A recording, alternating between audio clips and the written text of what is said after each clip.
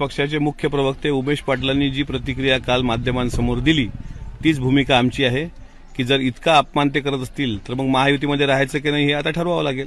माननीय मुख्यमंत्री आणि उपमुख्यमंत्री महोदयांनी आता यावर एक जशी तुम्ही स्पेशल बैठक कॅबिनेटची घेता तशी एक स्पेशल बैठक घ्या। आमच्या पक्षाचे नेते जशी प्रवक्त्यांची बैठक घेतात तशी यांची मंत्र्यांची पण बैठक घेतली पाहिजे। बरं उठसूट रोज एक नवा उपद्व्याप होतोय।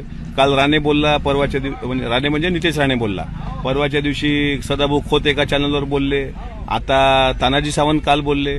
तानाजी सावंताच्या साखर कारखान्याचे उद्घाटन करायला तुम्हाला पवार साहेब चालतात, त्यावेळेस नव्हती का राष्ट्रवादीची मळमळ पवार साहेब आणि आम्ही एकत्र असताना? आला प्रश्न अजितदादांकडून निधी नेण्याचा, त्यावेळेस नव्हती का मळमळ?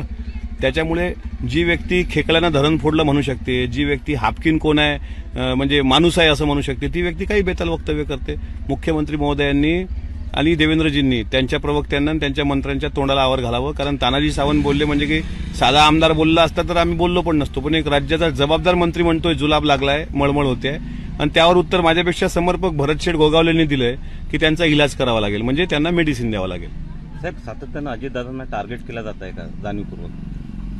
हा, त्यातले काही जे आता कोणाच्या निधीच्या अडचणी असू शकतात, कोणाच्या आणखी काही अडचणी असू शकतात, त्या उपद्व्यापापोटी असे वक्तव्य येत आहेत।